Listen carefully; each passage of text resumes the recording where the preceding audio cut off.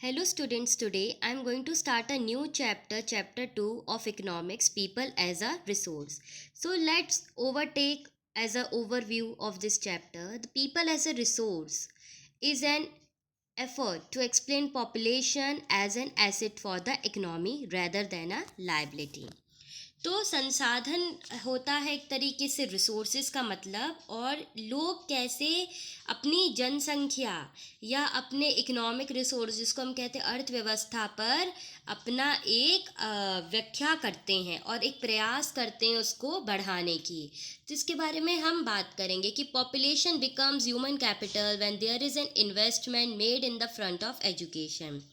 तो अगर पॉपुलेशन एक बहुत बड़ा इम्पॉर्टेंट फैक्टर है, तो जब शिक्षा की बात करते हैं या परिषण या चिकित्सा सेवाओं की बात करते हैं, तो कैसे जनसंख्या एक तरीके से पूरा एक एसेट है हमारे वर्ल्ड के लिए, डेवलपमेंट के लिए एक ह्यूमन कैपिटल है जिसको हम कहते हैं कि बहुत ज़्यादा एक तरीके का productive scale resources knowledge development है।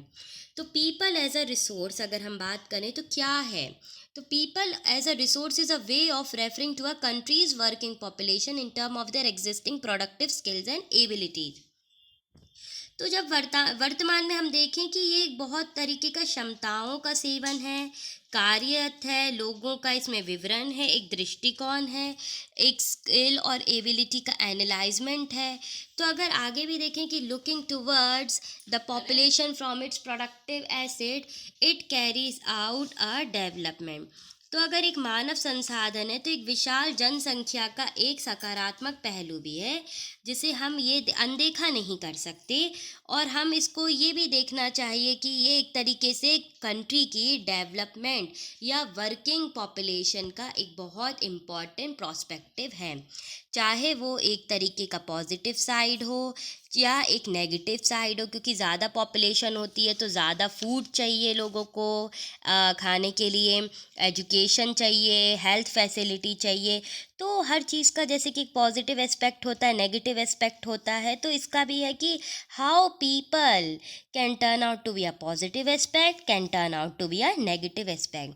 तो अगर शिक्षा लें, एजुकेशन, स्किल, हेल्थ फैसिलिटी, चाहे हम ट्रेनिंग ले लें, तो ये एक तरीके का इन्वेस्टमेंट है जो कि हम देख सकते हैं अपने हाई प्रोडक्टिविटी एरिया में, चाहे एजुकेटेड पर्सन हो या एक बेटर ट्रेंड पर्सन हो, अपने प्रोडक्टिविटी के लिए आगे बढ़ रहा हो। तो ये भी एक बहुत इम्पॉर्टेंट एक कार्यशील है। तो जिसको अगर हम देखें कि ग्रीन रेवोल्यूशन क्या है, तो ये बहुत बड़ा एग्जाम्पल है कि how input of greater knowledge in the form of improved production technologies can rapidly increase the productivity of scarce land resources. तो India it revolution is a striking instance of how the importance of human capital has become to acquire a higher position than that of material plant and machinery. तो अगर इसको हिंदी में बताएं तो देखो, हरी क्रांति एक तरीके का उदाहरण है कि किस प्रकार बेहतर उत्पादन हो सकता है। इससे अधिक ज्ञान नॉलेज मिलती है लोगों को, उत्पादन की क्षमताओं बढ़ाने के लिए भूमि का संरक्षण संसाधन बहुत ज़रूरी है। और जितनी भी अगर हम प्रयोगशाला या एक तरीके से क्रांति लेते हैं, तो इसका भी एक उच्च इम्पैक्ट क्या होगा। तो ये भी एक तरीके का पोर्शन है to discuss to know whether the assets are important और नॉट फॉर द गवर्नमेंट। तो here one is asking what is human resources, is it like land और लेबर। तो वो बोल रहा है it is more than that. What is a human capital, it is like rupee, पैसा और dollar. तो कह रहे it is more than that, ये इससे बहुत ज़्यादा है। तो नॉट ओनली डू और more educated and the healthier people gain through higher income, society also gain in indirect ways.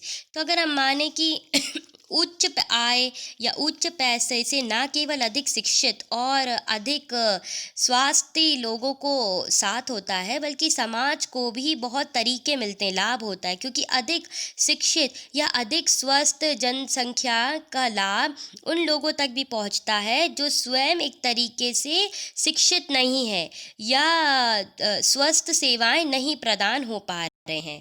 तो अगर हम इसको माने कि वास्तव में पीपल एज अ रिसोर्स एक तरीके से हर जगह काम करता है, चाहे वो लैंड हो, एक तरीके से लेबर हो, कैपिटल हो। तो ये भी हर तरीके से इसका एक यूज़फुल है अपने ओन दायित्व में। It is useful in its own. For many decades in India larger population has been consider a liability rather than asset. तो माना जाता है कि ज़्यादा पॉपुलेशन एक तरीके से दुखदाई स्थिति पैदा करती है। तो इसके लिए सबसे ज़्यादा तरीका है कि कम पॉपुलेशन हो। तो इसमें एक एग्ज़ाम्पल भी है बुक में, एक शकल का एग्ज़ाम्पल है कि एक विलेज में रहते थे। एक स्टोरी है छोटी सी। तो प्रोडक्शन इन्वेस्टमेंट में इनका ज़्यादा इम्पोर्टेंस रहता था। तो ये आप रीड कर सकते हो, ये इम्पोर्टेंट नहीं है। पर एक तरीके से बता दे रही हूँ मैं शॉर्ट में कि ये स्टोरी में एक्चुअली होता है कि दो लड़के होते हैं। एक के पिताजी बहुत गरीब होते हैं, वो अपने साथ अपने बेटे को काम में लगा के रखते हैं मंडी में। 20 के जी बच्चा पढ़ाई में अच्छा होता है तो उसको कंप्यूटर का ज्ञान दिलवाता है। बाद में बच्चा ज़्यादा कमाने लगता है, उसकी आर्थिक स्थिति बढ़ती है। तो इसमें इम्पोर्टेंस बताया कि पढ़ाई का महत्व कितना ज़्यादा है आज के टाइम पे, और पढ़ना क्यों ज़रूरी है। तो ये एक तरीके से शीर्षक भी बताता है कि कैसे इन दोनों व्यक्तियों को एक ही साथ पढ़े, एक ही साथ रहे, और आगे इनका डेवलपमेंट होता रहा, और कैसे ये विकास के दायित्व में आगे बढ़े। तो ये एक छोटी सी स्टोरी है, आप पढ़ सकते हो, अपनी बुक में लिखी हुई है। तो इसमें बेसिकली ये बताया है कि अ, शिक्षा प्राप्त करना बहुत ज़रूरी है, क्योंकि इससे आपकी बुद्धि तेजित होती है, प्रोडक्टिविटी बढ़ती है, और ग्रोथ होती है इकनॉमी की। तो पढ़ाई बहुत ज़्यादा इम्पॉर्टेंट है, और चाहे आप गांव में हो चाहे बाहर के क्षेत्र में हो, पढ़ना बहुत ज़्यादा ज़रूरी है। दूसरी की बात करते, ये भी बहुत अच्छी स्टोरी है। यही है विशाल और शकल की कहानी।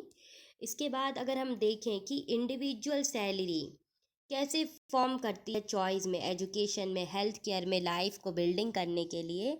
तो हाँ, देखो, पैसा बहुत ज़्यादा ज़रूरी है, और एजुकेशन बहुत ज़्यादा ज़रूरी है आज के टाइम पे। चाहे वो एक हेल्थ सेक्टर हो, चाहे एक तरीके से अगर हम कहें एजुकेशन सेक्टर हो।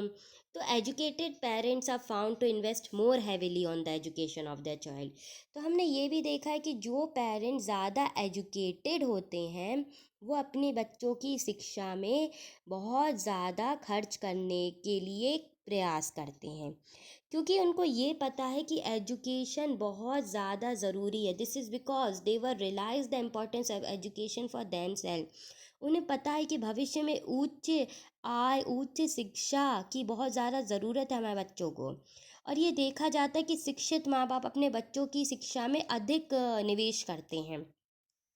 ऐसा इसलिए होता है क्योंकि उन्होंने स्वयं भी शिक्षा के महत्व का अनुभव किया होता है। वे उच्च पोषण और स्वच्छता के प्रति भी संचेत होते हैं। इसी प्रकार वे अपने बच्चों को शिक्षा देते हैं, स्वास्थ्य की आवश्यकताओं के बारे में ध्यान दिलाते हैं। और इस तरीके से हमें ये पता चलता है कि शिक्षा, स्वच्छता और साक्षरता एक बहुत दुष्परिक्रमाएं हैं या परिणाम है। तो इसको भी हमें इम्प्रूव करना है। तो हमने ये देखा है कि प्रॉपर न्यूट्रिशन हाइजीन फैक्टर होना ज़रूरी है, और ये स्कूल में सिखाया जाता है। और हाइजीन चिल्ड्रंस को बहुत ज़्यादा ज़रूरी है फॉर द बेटरमेंट। तो अब लास्ट लाइन में देखते, like Japan have invested in human resources, they did not have any natural resource. तो जापान एक ऐसा देश है जिसने सबसे ज़्यादा इन्वेस्टमेंट मानव संरक्षण के निवेश में किया है। इसके पास कोई प्राकृतिक संसाधन नहीं है। यह विकसित धनी देश है, ये अपने देश के लिए आवश्यक प्राकृतिक संसाधनों की आयात करते हैं। और ये ऐसा भी है क्योंकि पूरा इनका यूथ डेवलपमेंट में लगा हुआ है। तो रिसोर्सेज ना हो तो कोई बात नहीं है, पर पॉपुलेशन कैसे रेज होती है for the help and development of a nation, तो ये बहुत इम्पॉर्टेंट है। फिर हम देखते हैं economic activity by man and women. तो कोई भी एक्टिविटी हो पर उसमें पैसा मिल रहा हो तो वो इकोनॉमिक एक्टिविटी। इसमें हमने ये देखा कि Vilas sold fish, Shakal sold job. तो कोई भी सेक्टर हो, तो the various activities has been classified into 3 main sectors. तो कोई भी नौकरी अगर आपको मिले चाहे ना, तीन उसमें है, प्राइमरी, सेकेंडरी, टेरिटरी। तो primary sector include agriculture, forestry, animal husbandry, fishing, poultry farming, mining, enquiring. तो हम देख सकते हैं कि प्राइमरी एक्टिविटी या जो एक्टिविटी स्टार्टिंग है, तो ये किसी भी चीज़ में हो सकती है, चाहे वो कृषि क्षेत्र हो या पशुपालन हो, मछली पालन को मत्स्य पालन कहते हैं, मुर्गी पालन हो, खनन का व्यापार हो, माइनिंग तो कोई भी एक्टिविटी इसमें शामिल होती है तो it is known as a primary activity. Starting need manufacturing is included by the secondary sector. Trade, transport, communication, banking, education, health, tourism, service, insurance, etc. are included in the tertiary sector. तो हमने देखा है कि द्वितीय या secondary activity वो होती है जिसमें raw material is turn out into a finished good.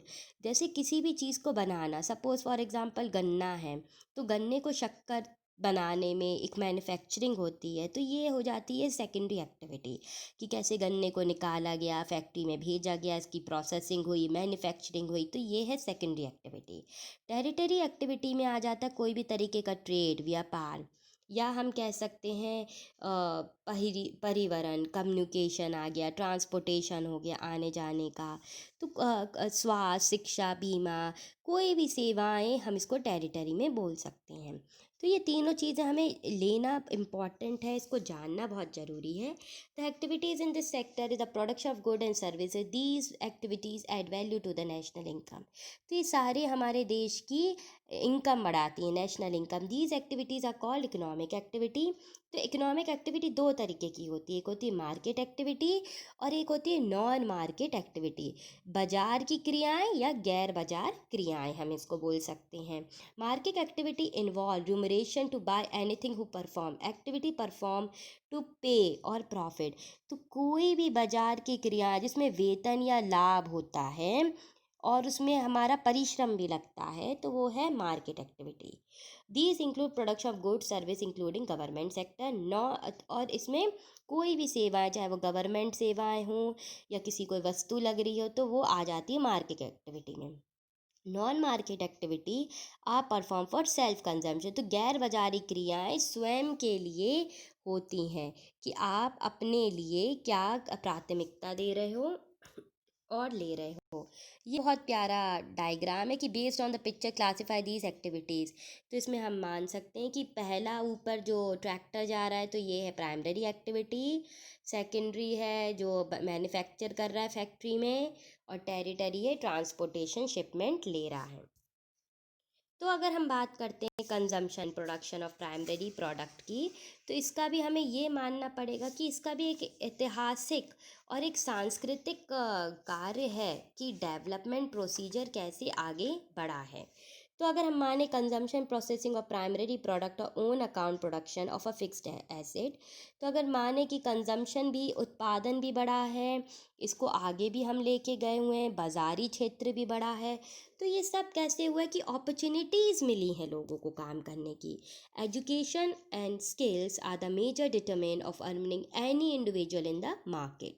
तो हमने ये जाना है कि पढ़ाई लिखाई और एक तरीका दायित्व निभाने का, ये एक तरीके का बहुत for development. A majority of women merge in education had low skill formation. तो हमने ये भी जाना कि एजुकेशन सेक्टर बहुत बड़ा है और यहाँ पर जो महिलाएं हैं शिक्षा के उसमें, तो महिलाओं के पास बहुत कम शिक्षा और निम्न स्तर का होता है उनके पास अपॉर्चुनिटी।